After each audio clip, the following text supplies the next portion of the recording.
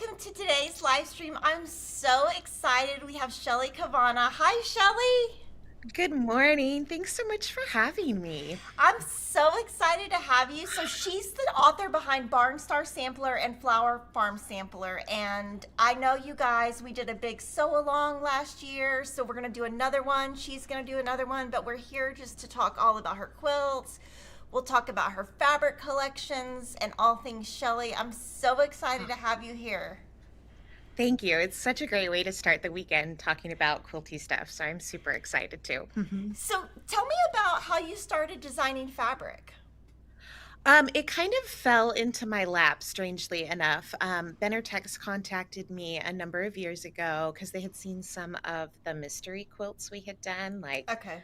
circa 2014, Mm-hmm. 2015, and they had kind of liked the style that it was kind of a unique and different kind of approach to making quilts. And so I did my first collection with them in 2017, I think. Oh, okay. Gosh, it's been a while. And so I think number 12 is coming out this fall, 12 or 13. So I'm very excited. It's been so much fun. Such a great job. I love this so much. I always love when fabric designers also write books or patterns because then they really have a great idea of how the fabric is used. And then I feel like their fabric sells so much better because they actually think about how it's actually used in a quilt. And I know that sounds silly, but it's like a big deal. It is really great because my first book I wrote before I was designing fabric, and it literally took months to like Mm-hmm. source out the perfect fabric and to make sure that they all work together and play Mm-hmm. together. So it's really great. And over the years, I have my favorite color stories that I return to over and over again. But now, with 10 or 11 collections in stores or have been through the stores already, it's been really great to kind of explore some unique and new things that I am kind of stepping out of my comfort zone too. So Mm-hmm. it's just been really fun to play with colors and a great way to revisit some of my favorite colors and kind of mix some new stuff in. So it's so much fun, but you're right, it is so helpful to be able to kind of use that way. And you always have a great white on white, always. Like your white on white is so good. It's like it pops, but it's not like sometimes the backgrounds are too creamy. I And so, love a crisp, yeah. yeah, Thank yours is you. I always like love a good white. I love it. I started in a lot of my early designs with like a crisp white background and I got really bored with it, but I love the color too. And so we try and, throw one or two neutrals in with every collection and they Hmm. all play together from collection to collection. They play together really well. So it's nice with like the Barnstar sampler or the Flower Farm sampler. We're able to mix in like 5 or 6 different backgrounds and Hmm. they still play nicely together too. Mhm. Yeah, I feel like all of your like low volumes still sell for us from like years ago. Like we just keep reordering them. Like Secret Garden, so many of those low volumes we just keep reordering and reordering and reordering. Thank you. That was such a fun collection, and that Secret Garden collection kind of was the catalyst for the Mm-hmm. Flower Farm sampler. Um, Mm-hmm. the Barnstar sampler book we put together, it was my pandemic project. So when we were all Okay. stuck at home, it's what I used. And I had looked at the 4 fabric collections I had out at the time, and it was like, these all play really well together.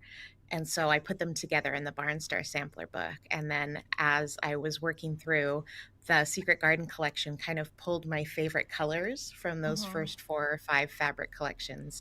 And it kind of just was the perfect collection to use for the Flower Farm sampler. So it's kind of great how it all kind of evolved and everybody's kind of related. So I love it.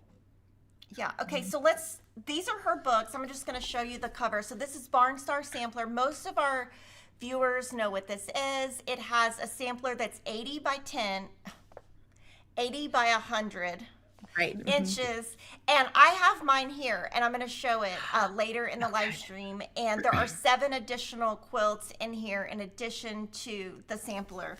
So that was your second book, I believe. Right. And Hmm. then Flower Farm Sampler, I saw this on Checkers website and I was so excited. I was like, "Oh my gosh, I got to get it. I got to get it." I was like, "I'm going to do a sew along with it. I love it." So it's also 80 by 100, which I feel like is a great size.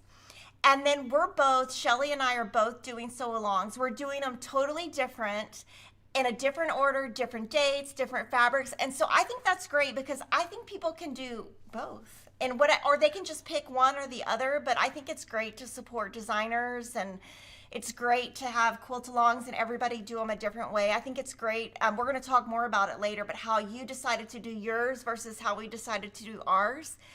I think there's great value to both.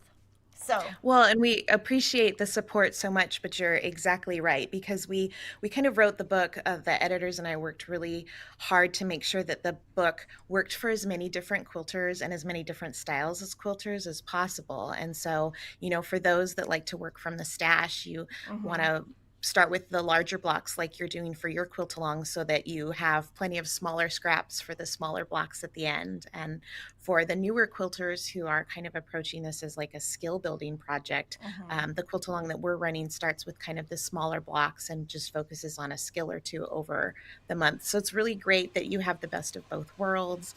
And I know that like if I'm working on a project and I'm a little frustrated with something, if I can move on to something else and still be supported, that it's just great. So the community is great, and I love that it's anybody can support it however their quilting style is. So that's what we were hoping for. So I'm glad that that's working out. and I love how what I love about your blocks is there's really not a lot of sashing. It's just like blocks, blocks, blocks. And so I had to find my quilt this morning. I was like, where? Because I literally have 1,000 quilts in my house, and I found it. I was like so excited. I was like, I gotta find this quilt. And I think it was the last one that my mother-in-law used. So I was like, oh, thank goodness it's on top. So we're going to start with the trunk show. And so Denise and I are going to hold the quilts, and then Shelley's going to talk about them, and then talk about her inspiration and all the things about the quilt. So we're going to start with this one first. This is the cover of Flower Farm Sampler.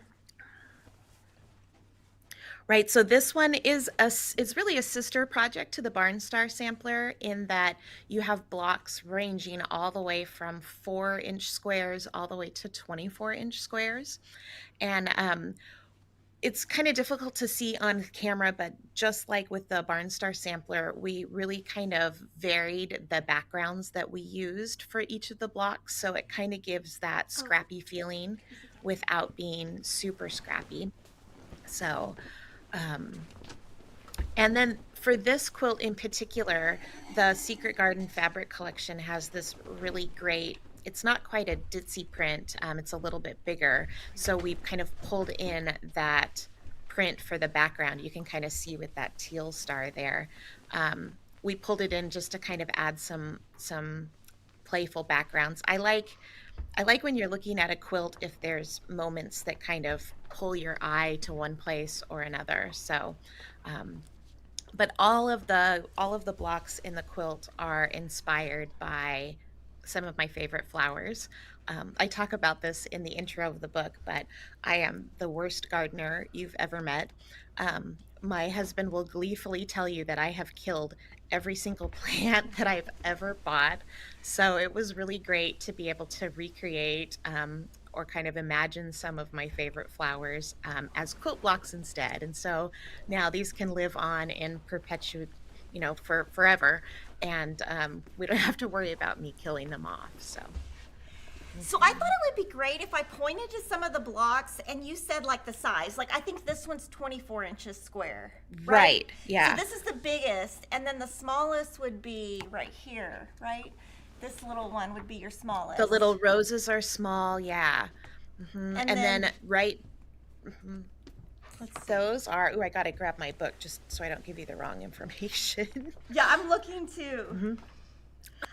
Those are the 16-inch blocks. Yeah, they're 8, 16, and 24 is basically the range. Right. And then 4 inches.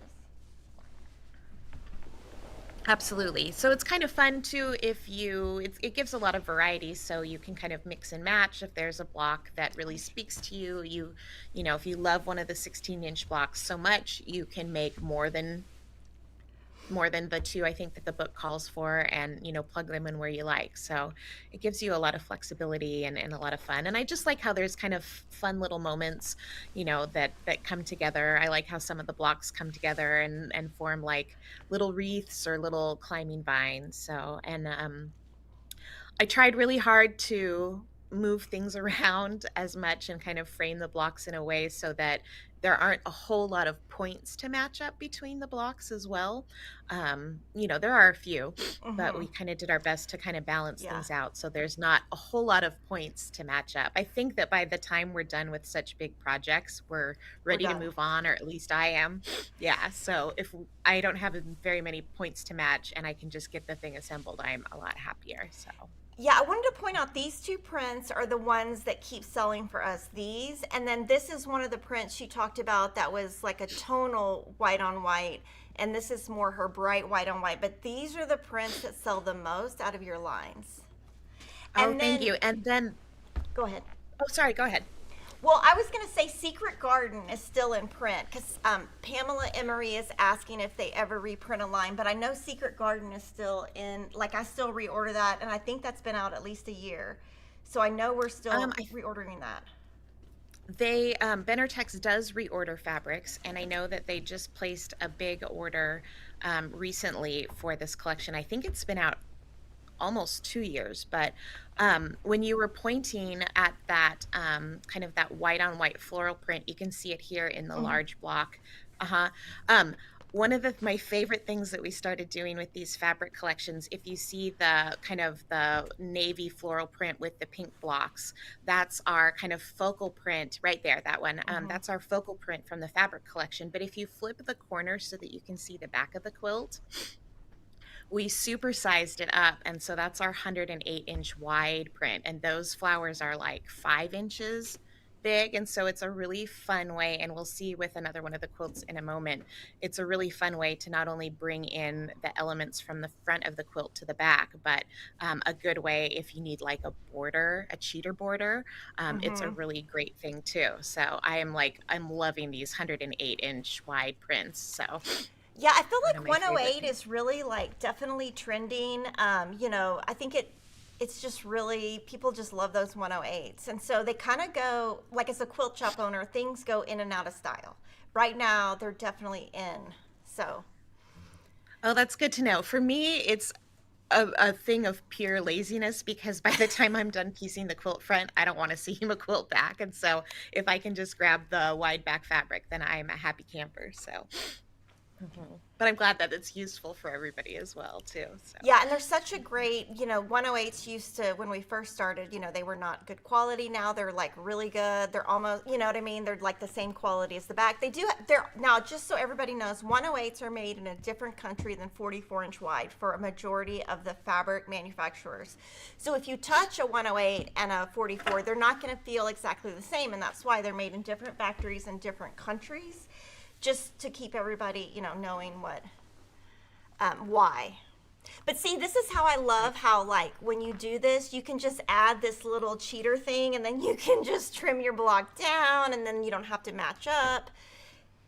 So, right. And so I'll be really honest, I don't like borders. I don't like borders on quilts. I don't like borders on blocks. So when I think about block construction, I try and build that is that like a half inch or 3/4? It's not very much of a border, but it's built into the block more than like having to add borders at the end. So, mhm. but you can absolutely piece it a little bit bigger and square it down a little bit, like, or you can, you could even, if your blocks are turning out a little smaller, you can even add a little bit of sashing, because with that's the other thing I like about scrappy backgrounds is if you need to fudge a block a little bit, it's not going to be noticeable in your finished quilt if you have to add a little bit of an extra border. So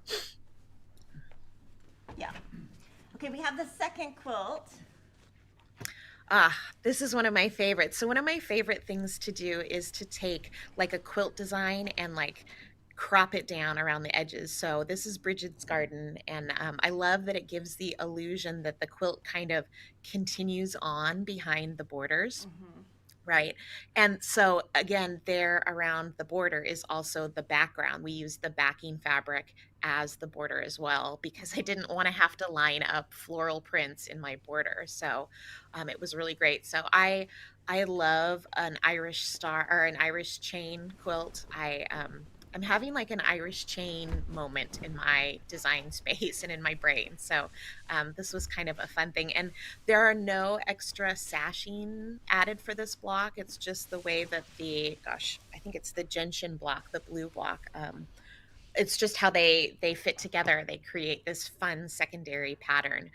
To me, this kind of reminded me of like flowers poking out from the snow. Hmm. And so it's just really great that just by combining the blocks, you get all of these fun secondary patterns that pop up that you don't necessarily see in the big sampler.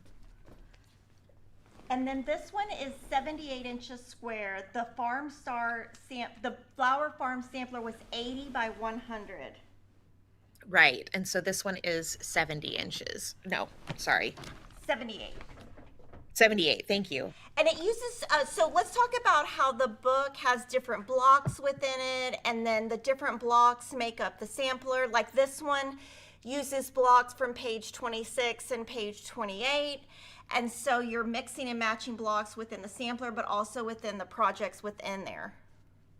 Right. So, aside from the main sampler block, there are 6 additional quilts, and we tried to, with the exception of one, we tried to combine a couple of blocks with each quilt. So, you have the big sampler that shows all 18 of the blocks, and then you have these smaller projects that kind of give a chance to show. Now, if you really like the Irish chain element for the blue block, which is the gentian block, but you're not so crazy about the other block, you could pop in any of the other, what are they, the 16-inch blocks? Yeah, you could pop in any of the other 16-inch blocks that you want from the main sampler if this one isn't quite your jam. So I like that it kind of, not only does it give you a great quilt, but you kind of get a framework that you can work with, and if you have a favorite block from the quilt that you can feature as well.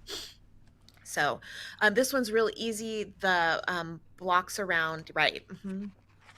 So there's a whole variety of blocks that you could pop in if the Dahlia block wasn't your, I feel like I've been doing a lot of writing lately, so forgive me if I'm mixing up block names um, and sizes. There's so much information in my brain this morning. So, but around the border, we just did really simple half blocks to kind of Right give it here. a drop border. And these aren't pieced any differently. The full blocks themselves are kind of pieced as like 9 patches.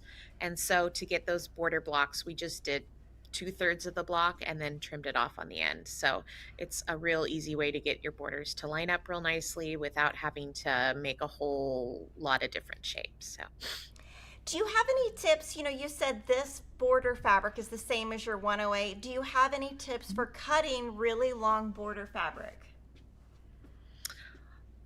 oh gosh, to be really honest, I have a 70-inch long cutting mat.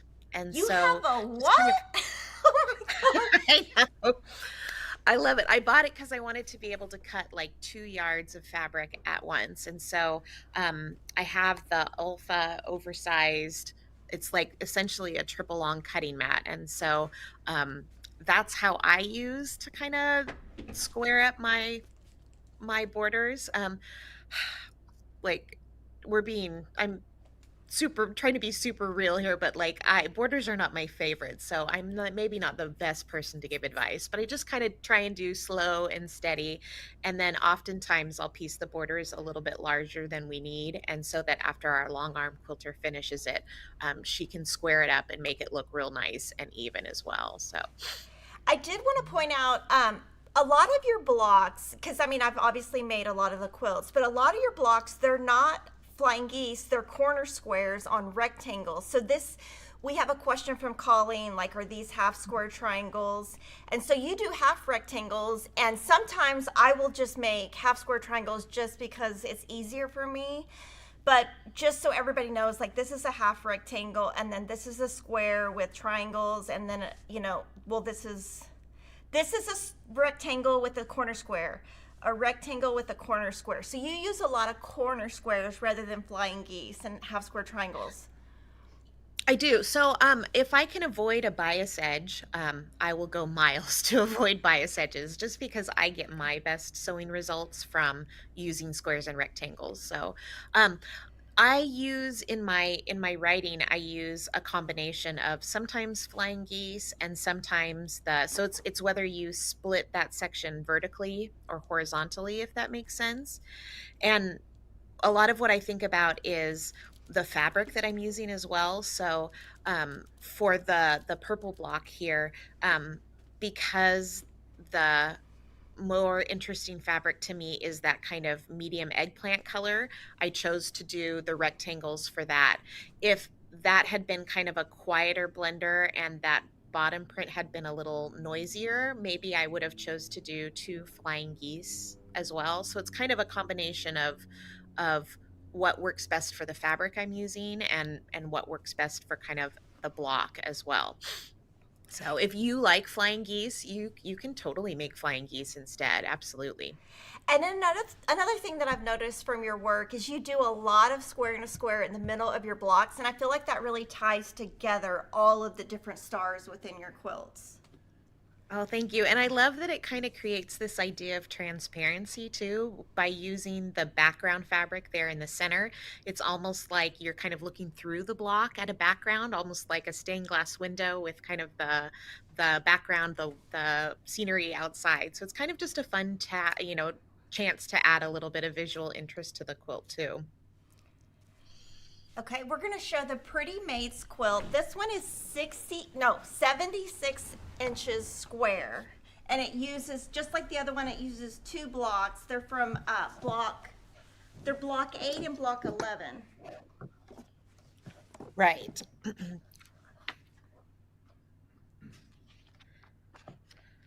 And so I love an on-point quilt, so I try and sneak them in all the time. I don't get the chance to make them very often. So this quilt combines two different size blocks as well as two different blocks. So the large blue blocks there are the Snapdragon blocks, and those finish at 16 inches square. And then what looks like the quad flower are really just our block 11s sewn together in a four patch. So it's kind of fun to put them together and it creates some visual interest. But I like how the shape of the four smaller blocks together kind of mimics some of the shapes that you see in the larger Snapdragon block as well. Okay, so I have a question. I Mhm. struggle with on-point quilts. I basically refuse to do them because I will just turn into a monster making them. What are your tips to get them to be like not so crazy on the edges? I'm just scared of them. To be really honest with you, I do my triangles last and I do them right before I'm going to be quilting. So if you can shift the quilt over a little bit, these triangles towards the edge there, These or these? I put those on. Yeah, both. Those are kind of the last things that I do as I'm piecing my rows. And then I make sure that they are bigger by a lot. You know, it gives you a little bit of room in the book to trim down, but I cut mine even bigger so that when we're done long arm quilting, we can. There's a lot of grace in trimming after you're quilting. And then the other thing that we did, if you can see in the very corner, in the center of the block, we have the dark blue cornerstones in between the block. Mm-hmm. And around the edge of the block, we used white, Oh, or around the edge of the yes. quilt, rather, we used white cornerstones. And so those are very forgiving too. If you try and use a darker print there, you can see any mistake or misalignment. But by using the white there, like there's a lot of things that are not perfectly lined up in this quilt, but you don't notice it because it all kind of blends in the background. And so with the quilting afterwards, you can trim it down. So I like to piece bigger and I like to kind of hide the problem areas, if you will, to give myself a little bit of grace. And then that way, if they're a little bit off, you don't even notice. And every quilt we've shown so far has the same 108 on it. So you can bet that I'm gonna stock up on that 108, and I'm sure you sell it also because you sell your yardage on your site, right? We do, for the most part, we do kits, but Okay. we do sell the yardage and the backing as well. And we have, I think, with the exception of maybe one fabric line, each of the fabric lines that have come after Secret Garden have the 108 backing as well. So you can look at kind of the main floral print in the fabric collection, and there is most likely a 108 that goes with it. And we try and do two or three colorways depending on kind of the projects that we have planned for the fabric collection. And Kathy wants to know, what do you consider a blender? Um, Like, would it be gosh, I think this?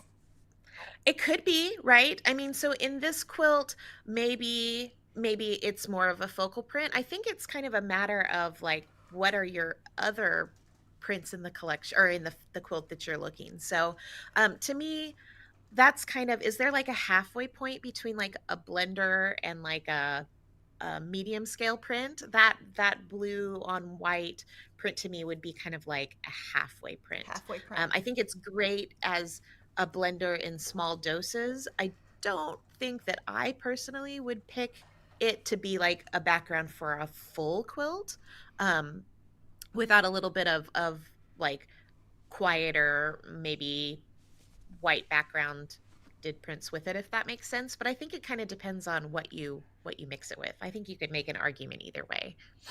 Yeah, and so when you're designing your quilts, how do you color them on a computer before you sew them? Do you use like a software?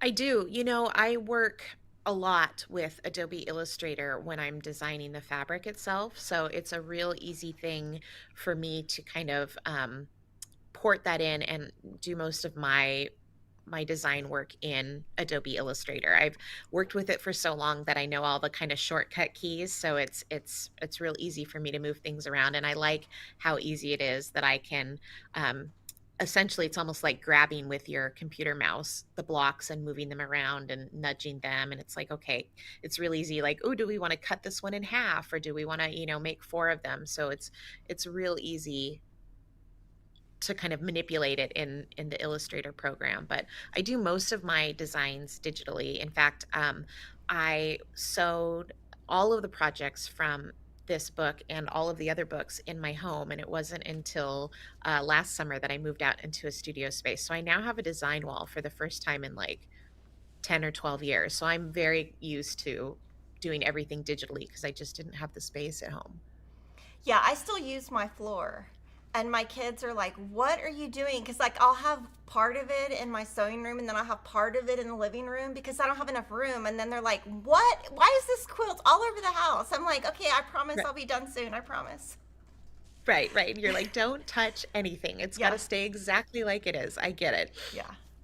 Okay, the next quilt is called Primrose. It's 58 inches square, and it uses block 4, which is on page 24.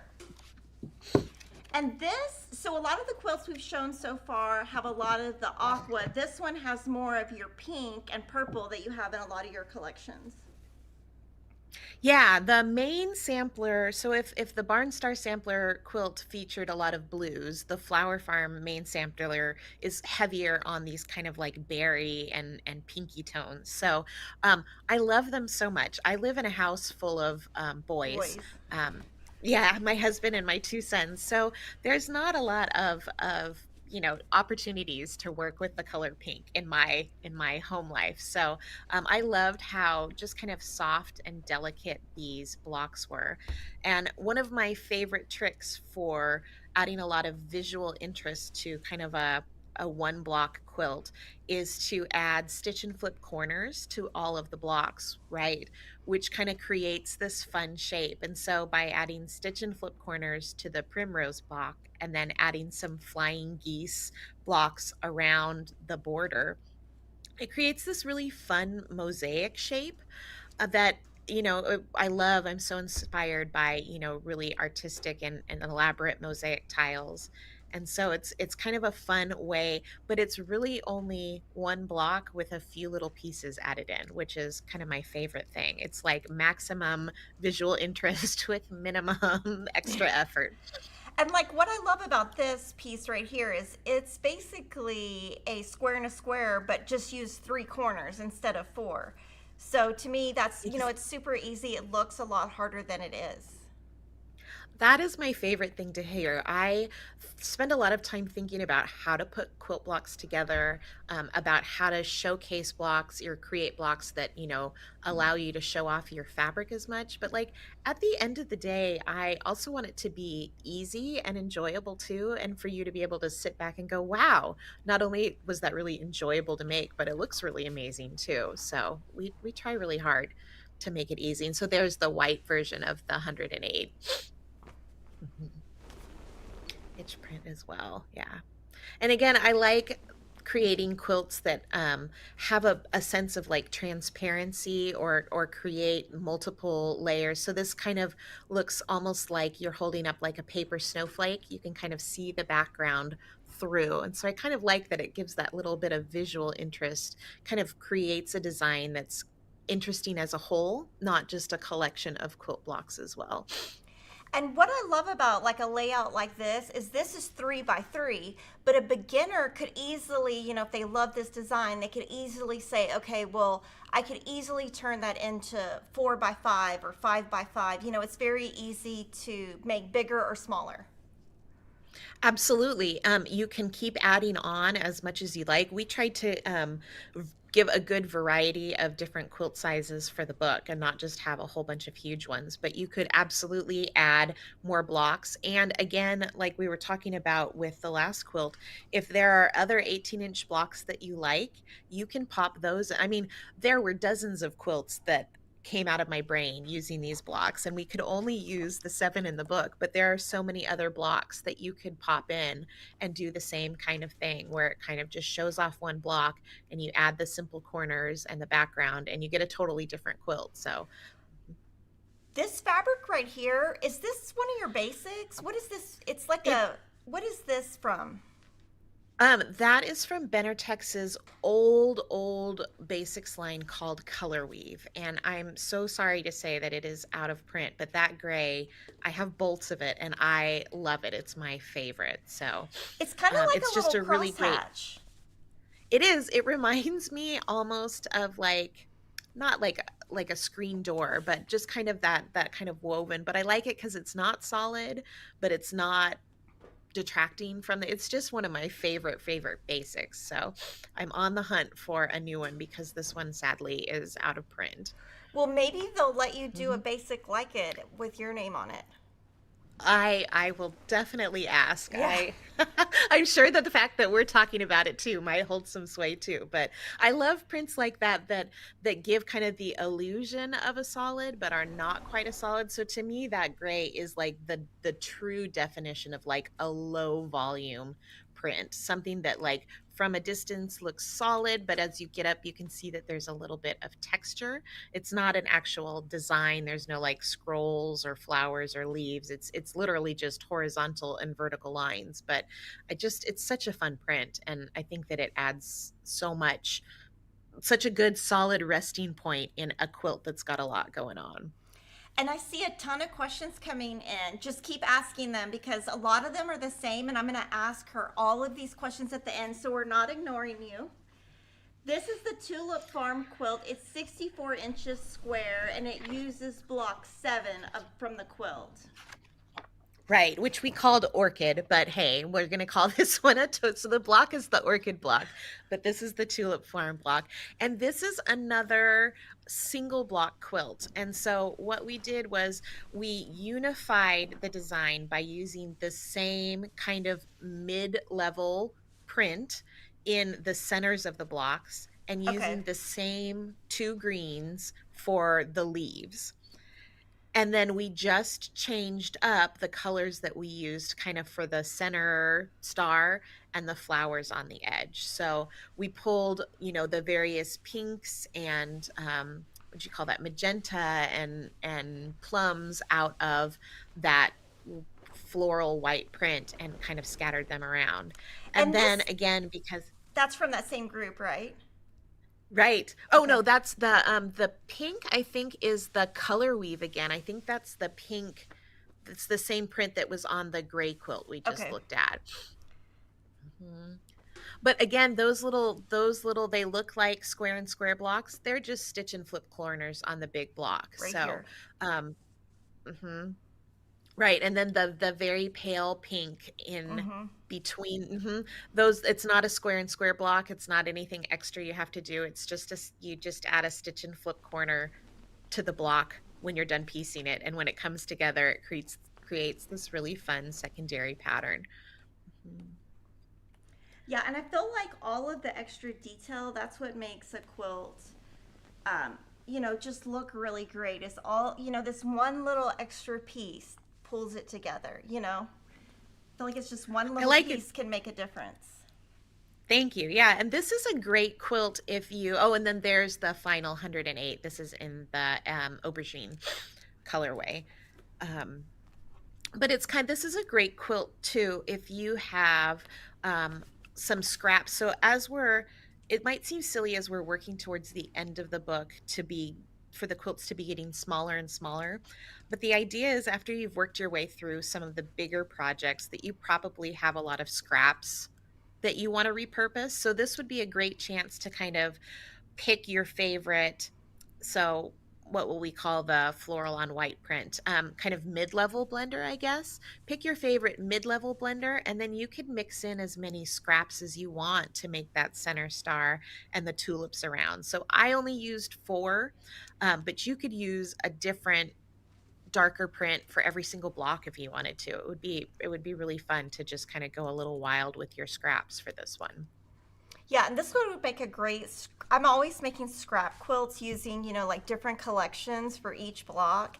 This one would look really good if it was scrappy because you could use so many different fabrics. Right, right. And I think if it were me making a scrappy version, I would kind of pick one print as like the unifier, Hmm. right? And then just bring in as many scraps as we could. So it was hard because the fabric collection that came after we made all the quilts are full of all of these really great pinks and berry tones and magenta. So like I had drawn those already when I made this quilt, and so this quilt kind of inspired the fabric in my next collection, just the colors, because I just loved those berries and pinks so much. Yeah, and there is still blue and aqua. You always have like a navy and an aqua, but it like you you can see it up close, but from far away you can't see it. I love it. A blue, Yeah. if you can't tell, blue is my favorite color, blue, teal, and aqua. So it's always there. But I'm having the last year or two this definite, like, kind of pink berry, softer um, berry tone moment, I guess. So it's been fun to kind of play it with it and explore it a bit. And the next quilt is behind you. It's called Climbing Roses and it's 40 inches square. Oh, it's a pop up. Yes. Okay. Yeah, so we don't have It's this hanging one behind me here. too. Yeah, oh, it is behind you too. Okay. So it uses Yeah. block 15 and block 17. Right. And so, again, this is the last 2 projects that we're looking at. These are using the smallest, they're 4-inch blocks. And then the project we'll look at next uses one of the 4 by, no, they're all 4-inch blocks. Sorry, Mm-hmm. I apologize. And so, again, it's a great way. We're really generous with the fabric requirements for our sampler quilts, especially because I know that as you're collecting them, sometimes they go out of print and we want you to be able to have enough. But chances are when you're done making all of these, you have a lot of pieces left over. And so the idea is to give you kind of a couple of scrappy projects at the end of the book that you can mix and match in as many of your leftover prints as you want. So this is a real kind of fun one that reminded me of like flowers growing on a lattice. So it was really fun. And a lot of the rectangles are that same, rectangle with corner squares on each end, and then, square and a square, but only 2 corners. It's a lot easier than it looks. Absolutely. Yeah. Absolutely. The last one is the Among the Wildflowers table runner. This is my absolute favorite. because I love tiny blocks. So this like has my name all over it. I just love tiny blocks. So let's talk about this one. It's what's the size on this one? Let's see. I It have to grab is my book. 64 by 16.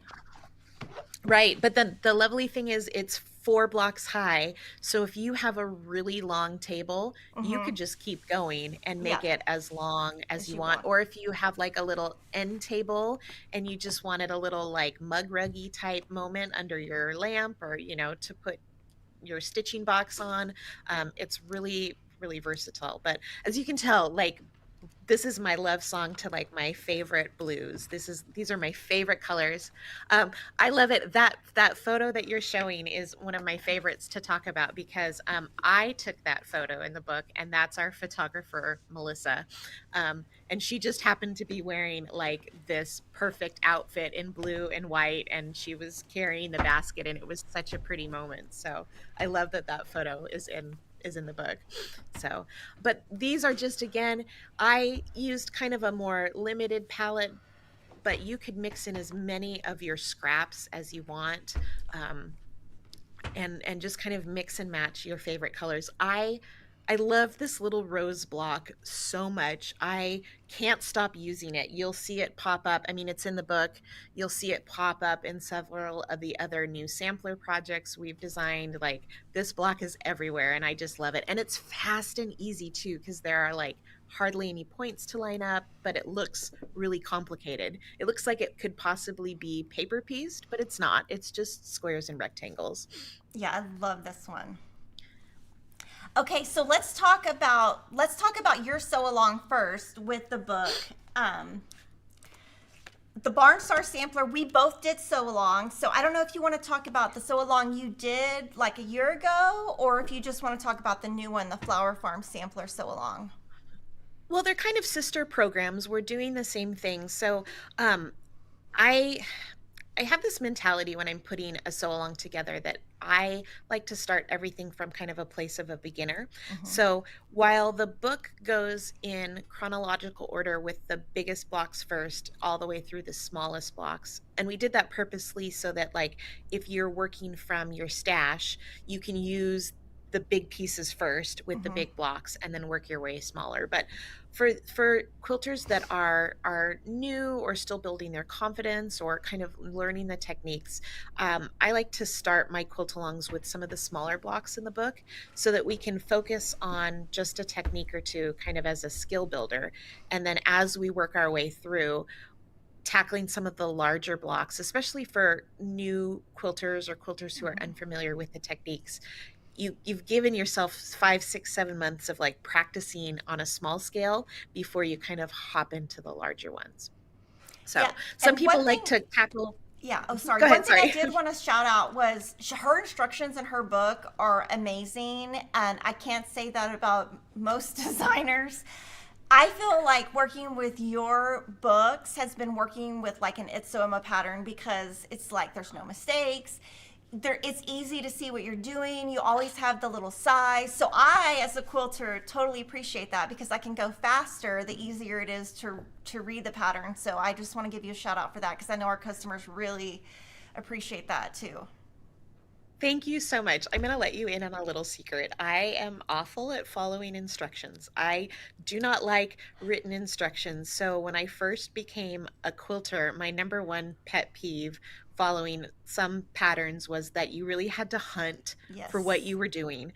And so as I sat out and kind of developed my style over the years, it was like, how can my goal is, if this is how you're comfortable making your quilts, my goal is that you could make the whole thing following the pictures. Like Mm-hmm. if that's what you like, if you're a visual person Yep. like me. So we try and make it so that at a glance, I'm writing my books for my brain. And I'm so Mm-hmm. glad that it's resonating for other people as well.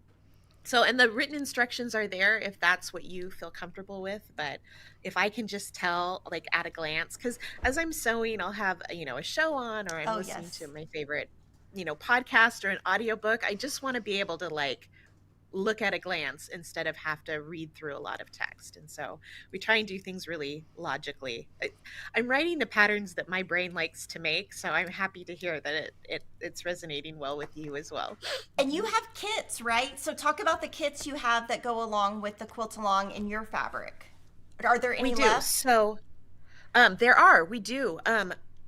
You can check our Instagram stories over the weekend. We had 2,000 pounds of fabric delivered over the weekend, last weekend, which is kind of unreal. The neighborhood was all like, oh my gosh, what's going on? Because there's a semi truck dropping off pallets of fabric. So, um, the majority of the fabric that we used in the book is still in print from the Secret Garden. And so we worked with Benertex to get those prints reprinted and available. And so I would say like 80% of the fabric used in the books we have in the kit as original, which is kind of unheard of. Normally, by the Mm-hmm. time, because it takes almost two Yep. years to put a book out. Mm-hmm. So we have that. And then there are a few prints that we used in the book that are from like pandemic era fabric collections that are not in print anymore. But I designed, they just came out this year. I designed two fabric collections called, you can kind of see them in the backgrounds here, Mm-hmm. called Among the Wildflowers. And Mm-hmm. I purposefully did, so they're like 42 prints that give you really good selections, really good substitutions for the like 5 or 6 prints that are out in the book. So we have a couple of different programs. We have the full quilt kit, which gives you all of most of the original fabrics with a couple of, oops, I have one. I'm sitting here and I forgot. Oh my gosh, and they're heavy. Um, we have them, so they're Oh, all of the oh my original gosh. prints That looks great. in. Thank you. They came out so well. There. And then we also, because I I like to sew in small pieces, we also are running a block of the month program with the same prints. So if you'd rather get a cute Mm-hmm. little monthly fabric shipment with the same print as well, we have those going as well. So it's a great chance. I know that I haven't heard whether Benertex will be reprinting this collection or if we'll be kind of substituting as these sell out some of the prints from my newer fabric collections. But if you really like the prints in the book, we do still have them, and it's kind of fun to be able to. I've never been able to put out a book and have the fabric still be available, so that was really fantastic. Well, and what's great is on the very beginning, you list SKUs, or you list like you show the fabric up close, like, and you can really tell what it is. So if you're trying to just do a kit on page 17, you can see the fabric really up close. So you're like, if you go to a quilt shop or you shop online, you can really, try to get as close as possible. But if you're wanting a kit using her fabrics, I would direct you to her site. I would also tell you to sign up for her newsletters because I think they're great. I get them. And Here it that's comes. how I Thank you. know. That's how I know about all your kits. Is there anything else you want to talk about with your sew along? Like, what day does it start? When does it end? So before I forget, let me just before I forget, in the book, and now of course I don't have the page right in front of me, there is also a QR code on page 17, Oh, okay. um, which which will take you to the C&T Publishing's website and give you a downloadable swatch sheet. And so the swatch sheet itself has the prints that we've used in the book, and we kind of organize them in the book so they go from lightest to darkest, so that Mm-hmm. it's really easy if you're going in, say that you don't like pinks, maybe you like oranges instead of pinks, maybe you like reds instead of pinks. You can go into your quilt shop and you can say, okay, here are my red range from lightest to darkest or darkest to lightest, and you can kind of plug your own in. And then with the swatch sheet that you can download, you can cut out little pieces of your own fabric and kind of tape them in place. So it's a really good tool to have, to keep things kind of organized and keep track of how you're using them in. So we're kicking off our quilt along next Friday, with our videos for blocks 13 and 14, I believe. We're starting with the smaller Smaller. blocks. And so the first month or two is really about kind of practicing, especially if you're new to those stitch and flip corners. We practice some really basic stitch and flip shapes. So we're working with some flying geese and some square and squares. But the first month or two for me is really about building techniques. So we spend a lot of time talking about marking tools and, where your block could go wrong and how to fix it and that kind of thing, and kind of setting yourself up for success. And then around the third Friday of every month, we'll publish a new video on our YouTube channel, and it's linked on our blog as well, so that you kind of know what's coming next and you can kind of anticipate. So we suggest that you kind of have your fabric starched and ready to go. If you pre-wash, kind of ready to go, and then we have kind of a video with some tips and tricks walking you through the block, and then you have a month to sew, and then we do it all again the next month. So when you Mhm. starch your fabric, do you just gently starch it or do you soak it? um this, I feel like we're getting into controversial Oh, territory. it's For not me, controversial on our channel because I soak it. Let me tell you, I went through like amazing. 5 cans last night. So we're Okay, all good so here. okay, I am a heavy starcher. Gosh, I will try and remember over the weekend if you want to stop by our Instagram channel. We're at Cora's Quilts. Um, I bought a Home Depot weed, like the thing Oh, that has the yeah. pump The handle with pump. the sprayer. I bought that and put half starch, half water in, and spent like 3 days in my front yard, like Just spraying. starching with a clothesline, and it was great. We did all the fabric for all of the quilts at once, and it was fantastic. Um, in my studio now, it's a little different. That doesn't quite work. I can't be out in the parking lot on Main Street here. But I am a heavy starcher. I don't pre-wash, but I'm a heavy starcher. And I just think I get best results Mm-hmm. if that fabric is like cardboard. That's just me personally, but Yes. What brand do Mhm. you use? Mm. Well, so when we had used the pump and the sprayer, Faultless, still you could buy Faultless by the jug, and Jug. I understand that they are either rebranding or not so widely available now. Um, so I of the think we sell it. Still, it's super expensive, but I the Stay Flow is the one that went out. But I heard they're coming back oh, in. Somebody called customer service, so I'm totally confused on what everybody's doing. I use Faultless also. I use the aerosol though, but I think the I'm Faultless is sorry. still available now. The Stay Flow's not. But then I heard somebody else is coming out with something new. So I mean, it's always the more starch, the better. I say.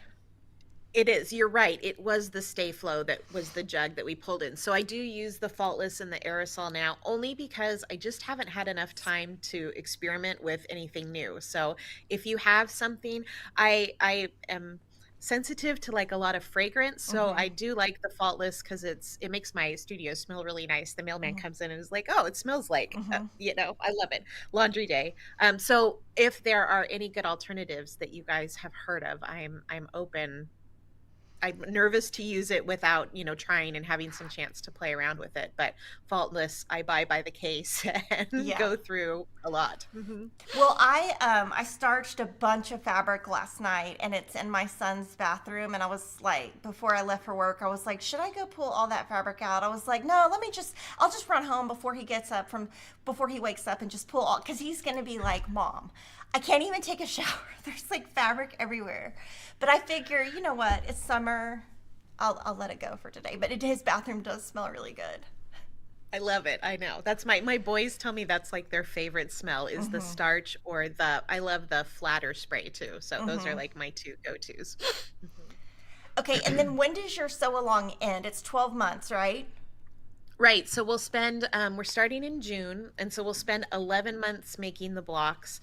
And then in May of next year, we'll talk about putting them all together and finishing them up. And that last video is kind of just about tips and tricks, like what happens because we've all been there where we've had a block that was supposed to be 12 and a half inches and it's only 12. So what do you Mm-hmm. do? And so we'll kind of finish things off by talking about some kind of tips and tricks for putting your stuff together. And they can follow your YouTube channel. It's Cora's Quilts, right? Right. We are Cora's Quilts everywhere on social media. So I know Okay. the name's different, but my name was too complicated. It's spelled differently and it Uh-huh. was just complicated. So we went with something a little bit simpler and easier to remember. Yeah, So you have a lot we're of on all. vowels in your name. I do. Because I I was do. like typing this morning, I was like, okay, there's a lot of E's and A's. Yeah, when I was Yeah, and then typing the it. last name has a lot of A's. Okay, so I'm gonna I talk my about husband. ours. Ours sew along. It's totally different, but I think you could do both and just do it in whatever order you wanted. I'm gonna show you the block that I did. So I'm doing it completely opposite. I'm going in order of the book because I don't know, that was just what me and Denise just were like, oh, we'll just go in order of the book. Oh, beautiful. Oops. And I'm using the Americana collection by Lori Holt. So I've only made the first two blocks. I'm supposed to have this, I'm supposed to have the other two done. I'm going to do them today. I'm supposed to already have them done. And so these two I made exactly the same. So what we did is we put together, kind of like you did, we give you fabric requirements and then we tell you what order, but we just went in order of the book. We're starting June 15, ending March 15th. And I think the way you're doing it makes more sense for customers. The way I'm doing it is really motivational for me because it gets all the hard work out at the front, because I feel like I work a lot more efficient up front. And then we give you exactly the colors. So like this one, you make two identical blocks. The next one, we show you two different color. And so we're using the Americana collection by Lori Holt. She colored it for us because that's like, I feel like the Oh, hardest amazing. thing. Yes, but I think you could follow both of us. I'm not going to have videos and tips or anything like that. So if you want that, I definitely would refer you to Cora's Quilts. Our sew along starts in 2 days and it ends in March. But you can get this information on our site at any time. It's free. Obviously, you do need the book, and if we sell out of the books, we'll have more. Probably next Tuesday, Wednesday, and Cora also has the books on her site too. And Right. on this one, we had a lot of one thing I wanted to address, and we have a lot of questions in the chat about this, is I'm starting with the half yard bundle of Americana. You could start with the fat quarter bundle, but I think you just have to kind of just start with a lot of fabric because there's so many pieces and you cut it up so much. So I don't think there's an exact science. I mean, you have fabric requirements here, but you use less fabrics, right? So like this is a lot Um, less fabric. So these are like big chunks, like 1 yard, 7/8 yard.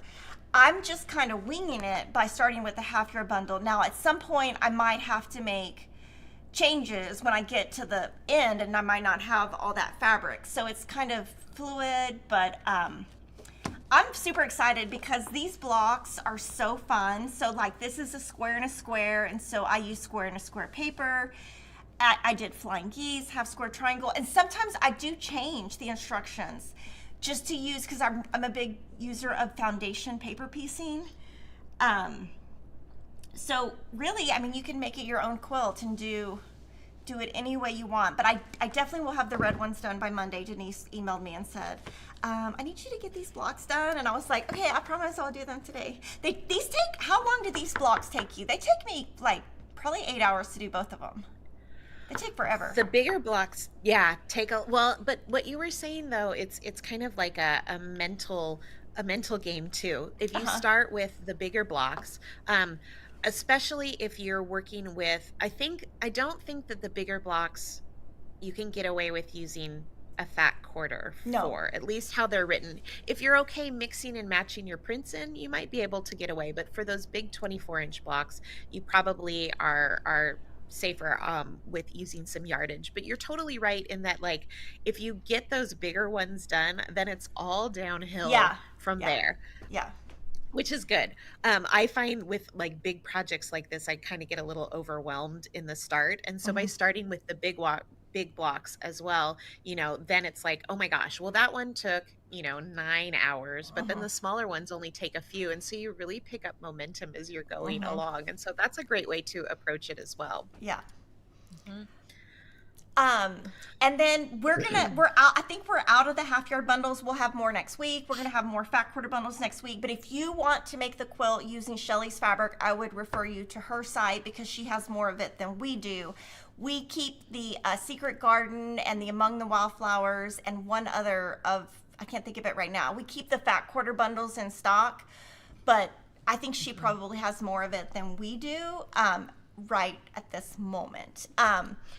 Do you want to jump into questions? I have the number one question I think we've addressed is that you don't pre-wash your fabric, but you do starch. What do you recommend if your fabric bleeds when you starch? Gosh, that's not an issue that we've run Mm-hmm. into with any of the prints that we've used Right. in our quilts. If you're worried about bleeding, well, I guess the other question is how are you going to use this quilt too? So the quilts that we make for the book are showcase quilts. So, Mm-hmm. they'll hang on our walls, they'll travel around to quilt shops, but it's not like living on my bed and I'm going to wash it, Mm-hmm. regularly. Mm-hmm. So, I would think about how you're going to use the quilt too. If this is an heirloom piece that you want, to be forever out there and you're worried about it, I would say better safe than sorry, Mm-hmm. to try pre-washing them. Whatever you decide to do it to all the fabrics though. Mm-hmm. So don't just like pre-wash your darks and then Yeah. don't wash your whites. I don't like to wait for 3 loads of laundry to go through to start Right. sewing. But and then I always, no matter what fabrics are used in the quilt, I always, if I have to wash them, throw in the color catcher Mm-hmm. sheets, like a lot of them. Mm-hmm. So I say better safe than sorry, but I'm a worrier too. So if that gives you peace of mind, absolutely, do whatever works best for your practice. Yeah, I agree. If I ever I haven't had fabric bleed in years, but if it does, I just wouldn't even use it in the quilt, and I would email the manufacturer. But that just doesn't, because I use the quilt shop quality. I haven't had any issues. But I wouldn't, if it bled, I'd probably just throw it away. We did get Yeah, a comment from Michelle B that says that she gets the brand Linnet, which is spelled Linit, Linnet starch concentrate from Walmart, but she thinks Amazon has it now too, and it's just like Stay oh, Flow. oh, amazing. Yeah. I will have to go shopping and try it out. I know, I feel like I'm definitely almost out of starch, and so I had to ask at work. I was like, does anybody have any cans of starch? Because, like, I don't have time this weekend to, like, I'm like, can I just have this? Like, it's like, fighting over the starch. Can I just have the 3 cans that are here? And I promise I'll order some on Amazon. Like, I can't do anything without starch. And I don't want to forget, Denise, to show my quilt. Do you want to do that now? Oh yeah. Okay, let me do that. Let me move all this. So I made the Barn Star sampler last year. And it's huge. Ah, So beautiful. pretty, right? Oh, I It's one love of my it. favorite quilts. Oh, So that means so much to me. yeah, and I don't remember the name of the fabric collections off the top of my head, but I know I mixed a Corey Yoder collection with the Sherry and Chelsea collection. And then I used my favorite white on white print for right here. And I'll show it to you on the, it's pretty heavy. And I think it's a lot heavier than yours because the quilting is so compact. Don't you feel like mine was so much more? Denise is like, yeah, but yours is so much heavier. Because I use like such compact quilting, but I do love the binding. I wasn't sure if I would like Oh, that binding, but I think it came out okay. no, it's perfect. Oh my gosh. And I'm this so one, here for a yeah, I stripe. colored it in an electric quilt. And I don't remember the fine details. Like, I don't remember if I made this block the same or different. I don't remember all the fine details of it. I just remember I had fun making it. And I was so excited this morning when I found it. I love it. Because I was like, Denise, is it at work? And she was like, no. And then, yeah. But these are my favorite. I will tell you guys, these kind of blocks are my favorite because they're small. And I just have so much fun with small blocks like this.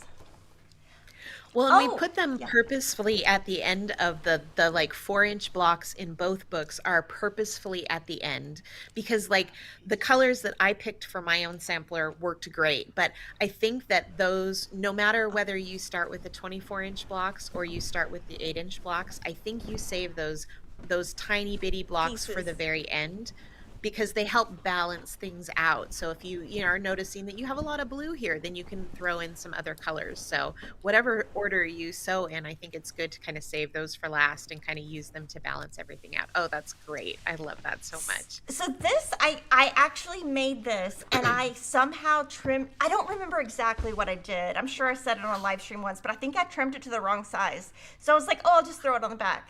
So I just put a label in and threw it in the back. And then I think, I think I just kind of made it where I made it all fit. You know what I mean? Like just whatever fabric Yeah. I had, I made it fit. And this white on white is 20708-36. It's my favorite white on white. It's very similar Okay. to the color of coriander seeds white on white. Because when I first picked it up, that's what I thought it was. But I love this quilt. It might be, I might hang it in my office, but it might be too big. I'm not sure. But this one is just, I feel like it's just so, I love quilts that you put so much time. You know, this block probably took me 8 hours. And I probably spent, you know, I try to make it so perfect. And then, like, the result is so pretty at the end. So that's from the first book, the Barn Star Sampler. And then It's beautiful. I did want to point out you have two cross stitches, and you have them on set. We've shown them here. Oh no, we haven't. We haven't shown them here yet. We're going to show them on our channel at some point. But the Flower Farm Sampler and the Barn Star Sampler cross stitch patterns, and I love how you did them where there's a lot of little like rectangles in between. Do you want to show those up close? I want to make one. I love it. Well, I have mine. So my idea with these, when I moved my studio out of my house, I moved all of my creative stuff out of the house too. And Oh, okay. so I really got into cross stitch because like in the evenings, Mhm. if we're watching TV or just sitting around, like cross stitch is one of my favorite things now that I Mhm. don't have quilting in the house. So I have, and I think I'm breaking all sorts of floss tube rules because I'm showing you these in the frame, but when I took them out, they were too floppy to share. So here's my version Oh of the no, that's stitched. totally. Yeah. Oh my gosh, it's so pretty. Oops. I changed my mind on one green before we went to print, and so I have a couple little green pieces to pick out, but there is the Flower Farm sampler all done. And And so see the my idea is, rectangles? Point to the rectangles because I think that's what makes yours look a little bit different than oops. others. Like the in between the blocks. I love that rectangle that you did. Oh, thank you. And The thing that I yeah. love about cross stitch as or quilts as cross stitch is there's so much more little bits of design elements that you could add that would be impossible to do as a quilt. Like these would be like what, half-inch little strips if we put all these little rectangles and framework in as the quilt. So I love that you can add a little bit of extra pizzazz and flair. So my idea with these patterns is as we're kind of working through our blocks, wherever you're sewing, whatever order you're sewing along in, my idea is, during the daytime when you're in your quilting space, you can make the blocks, and then in the evenings you can kind of go and stitch along too. And so I think that it would be really fun as we work through the quilt blocks together to also work through the cross stitch blocks as well. So I finished my Flower Farm sampler, but I'm going to kind of do my barn star stitch in kind of live time as we're Okay. working through the As you're Flower going. Farm. And so I just, to kind of give myself a good framework, I just did here's and you won't be able to see kind of the lines in the back. I just have lights shining through, but I just kind of did the framework.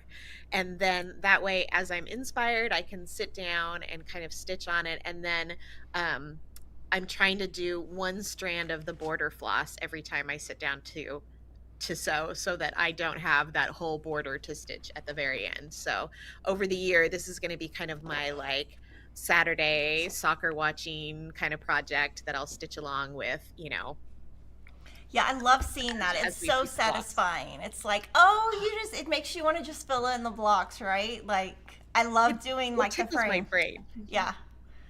Yeah.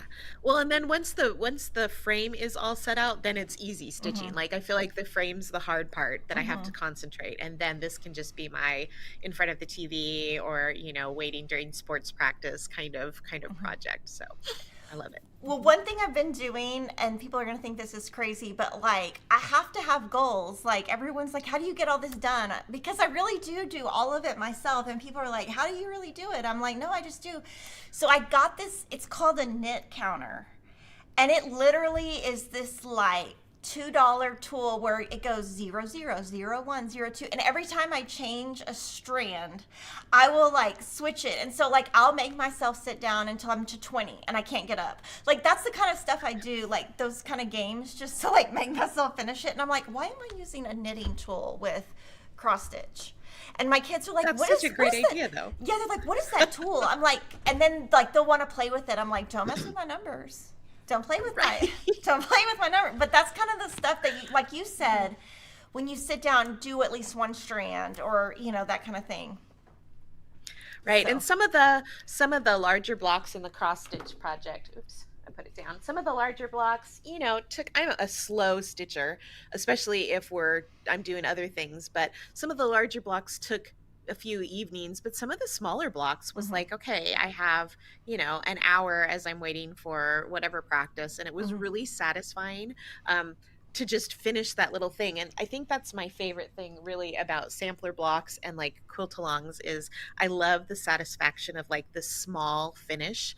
Like that feels like such a huge win for me. And so if I can sit down and piece a small block real quick or stitch a little bit, like that's such a high point in my day because it feels like I finished something. hmm And that's my favorite part. Mhm. Yeah, and I feel like sometimes the hard part is just sitting down and starting.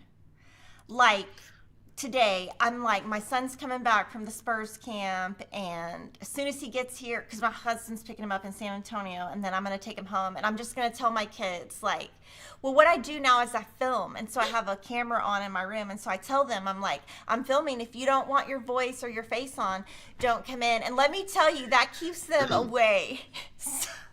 Better than anything else. So I'm just gonna be like, I'm filming today, so that I can actually get some stuff done. But yeah, but I've missed him. He's been at the Spurs camp, and a bunch of his friends got concussions, and he luckily didn't. And I'm like, oh my Ooh. gosh, like 3 of them. I'm like, oh my gosh. So I feel horrible for all the mothers, because oh yeah, I'm Oh, like, I don't know that's what y'all are doing over there, but yeah. So I have to ask him about that. What is the name of your first book, and is it still in publication? it is. It Okay. is. Oops. If I try and move my camera, it's gonna It's gonna. everything will fall apart. It's called Spectacular Stars Simplified, and it Okay. is still in print with C&T Publishing. Okay. And it is, if you like the stitch and flip units, the book is all about making Lone Star style. Oh, I have it. Okay.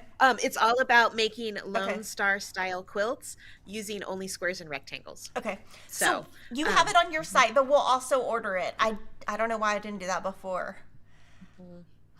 Can you talk It's not as about? recognizable. Mhm. Oh yeah. Can you talk about, like, everyone's asking, and I think that you've kind of covered it, but you're comfortable mixing all your collections together to make the books, right? And it's not like each book, it's kind of it's kind of a mix of all your collections, right? Like it's not just like one quilt is one exact collection.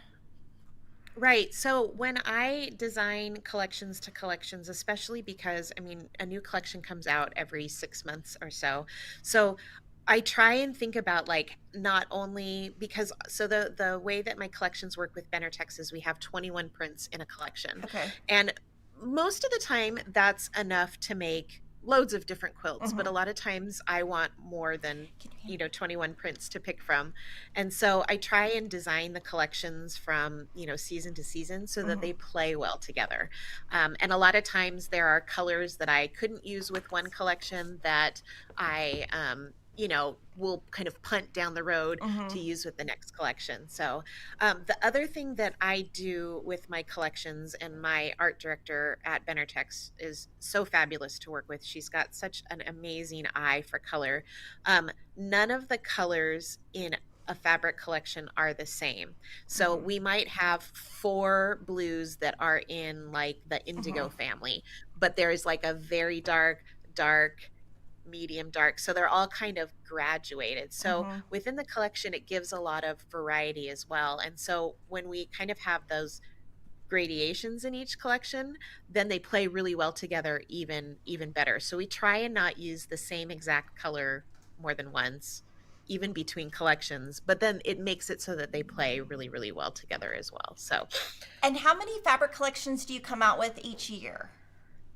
2 Two. right now is the pace that we've been going. Yeah. So it kind of depends on where I am with my next book project and kind of there, but we usually go for about 2.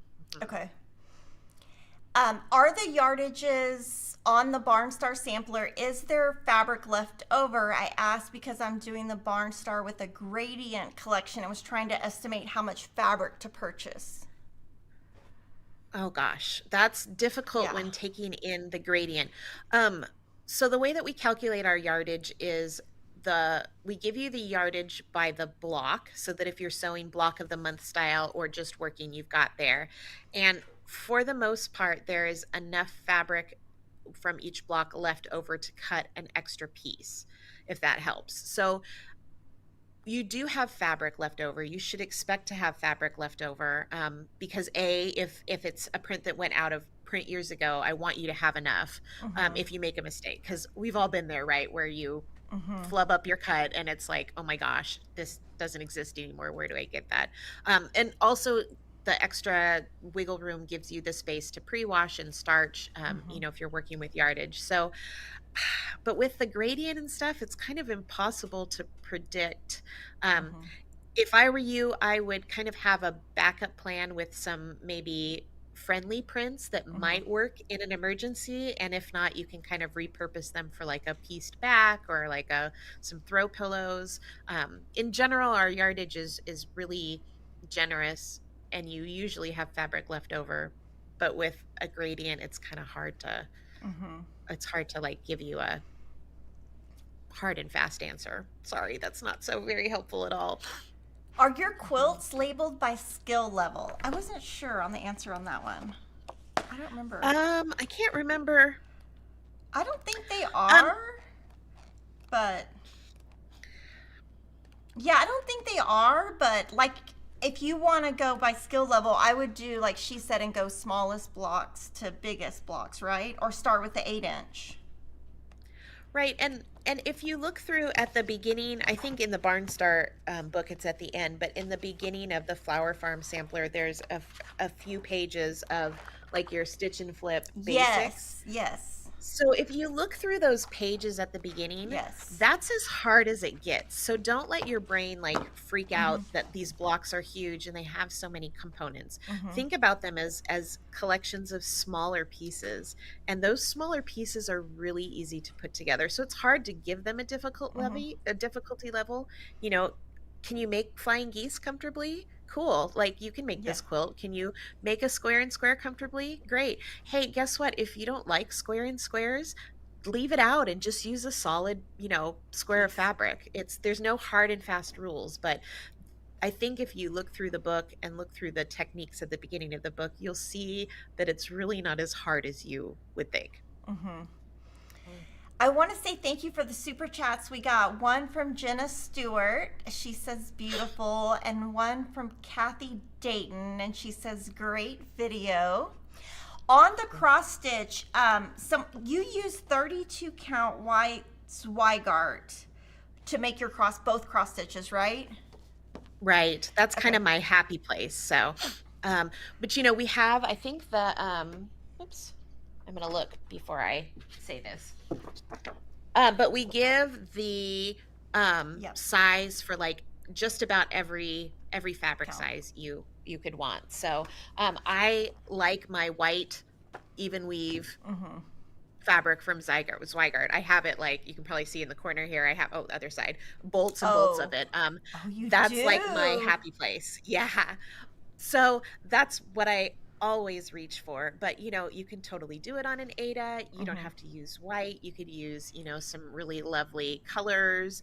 You could use kind of more of like a neutral, depending on the Hmm. floss that you use. You can use um, linen is not my favorite to work with just because Hmm. I personally am not very good at stitching on linen, but you could Hmm. totally use a beautiful linen, or like there's some amazing indie dyers that have, the Oh mottled yeah. linen or like the gingham linen that I've seen on your floss tube. Like the possibilities are endless. So, and then we gave everything in DMC floss Hmm. colors because I figure that's what most people have Yep. in their stash. Um, Yep. I'm working on a list of some of the fancier flosses, like if you want to mix in a little bit of some dazzle, but totally not necessary. Hmm. And I think, these are the flosses that we picked for both cross stitch projects Hmm. match the fabrics that I use. So you could totally take the fabrics that you're using for your quilt Hmm. and match your flosses to that as well. That'd be really amazing. Yeah, and that's what Denise and I do, and Cheryl. Like, we'll put fabric down. Like, if we're trying to match, we'll just put the fabric down, and then it's amazing how you'll never find a floss that 100% matches that fabric ever. I'm like, how many colors does it have to exist? So it's crazy because you get close, but then customers will say, well, it's not exact. I'm like, well, that we would have to have like literally 5,000 skeins of floss if we could match every. So I always think that that's a really fun process because it's like a game of how close can you match. It's like being a little kid. So, I love yeah. it. And I will like cheesily mention that I have a couple of my favorite floss colors that Mhm. now I'm trying to match my fabric prints to. So Oh, it's like yeah. I want this to be like a perfect. So we'll Yes. see. It doesn't always work out in reality as it does in my head, but I love it. So you can mix and match and play, and I'm so excited to see all of the pieces come through. I think my favorite part as a designer is like I mean, I made my version and now I get to see everybody take it and run, and Hmm. just like that's my favorite part. I love it so much. Okay. Let's see. When you start, you let that hang dry, right? Before you iron? Um, Usually, yes. Sometimes I lay it out flat on like a towel too. So I don't have a spot in my studio space for it to hang dry. So oftentimes before I leave for the day, I will starch the fabric that I plan on using Hmm. tomorrow and kind of just lay it out flat on a beach towel. And then when I come in the morning, if it's still a little damp, then amazing. If it's not, then I kind of give it a little mist so it has just a tiny bit of moisture, and that's kind of how I get my best results. So So let me give you a hint that I came up oh, with in yes. a blow dryer. If you're in a pinch, because if you soak a fabric in starch and then you iron it, it's going to turn your iron brown. So let me tell you, my boys know how to use a blow dryer on fabric, and they're like, "This is not fun." And I'm like, "Blow dry it till it's dry. You can't leave until it's dry." But that is like, I wish I knew that 10 years ago because it saves your, like, you always, when I'm sewing, I'm like, oh, one piece short. And I'm like, oh, I got to starch that. Like the one piece you didn't starch. So that, a blow dryer is great for that. That's amazing. That's amazing. Well, and I think too, working in like the smaller block of the month fashion is easier for me than like Hmm. starching everything all at once. Yes. Cause then I can, okay, today I'm working on block Hmm. one. So I know tomorrow I'm going to do block two. And so, before I leave for the day, it's kind of like a nice little end of the day Hmm. ritual to kind of, lay everything out. And then when I come in the morning, it's kind of all set and ready to go. But Hmm. I think with all of these things, you just have to work with the space you have and the Hmm. tools that you have and the time that you have. So that's what works best for me. So, but I love the tip with the blow dryer. I'm gonna have to get one to bring into the studio. I'm gonna drive my neighbors nuts. Yeah, and the first time I did it, I had it on high, and my son was like, "It's going everywhere." He's like, "Turn it down." I'm like, "Oh yeah, that's probably a good, like that's probably a good idea to turn it down." But yeah, the blow Oh, I love dryer it. is like the biggest. Like I'm so excited about that. I'm like, how did I not think of that like 10 years ago? Because I was in a bind one day and I needed like 2 yards like dried, and I was like, how are we gonna do this? And I don't know how I came up with it, but that's like so funny. It's Okay, let's see if genius. I there's love it. let's see. Okay, tell everybody how they can find you. on social Sure. media, all the places. We're at Cora's Quilts everywhere, Coras Quilts everywhere. So the Facebook, we do have a private Facebook group for this quilt along. You Okay. just need to answer a couple questions to let us know that you've actually bought the book Oh, to okay. join, and then we'll let you in. And it sometimes takes me a day or two to get in. So if you put your questions in and I haven't gotten to it, it's just me catching up. So and then we're on Instagram and Blue Sky under Cora's Quilts, and on YouTube under Cora's Quilts, and our website is Cora's Quilts as well. And then So your YouTube everything channel also. is Cora's Quilts as well. Yeah. So everywhere you can find us everywhere at Cora's Quilts. Well, thank you so much for joining us. I'm so excited that we finally got you on. I loved your first book. I can't wait to see everything you're doing in the future.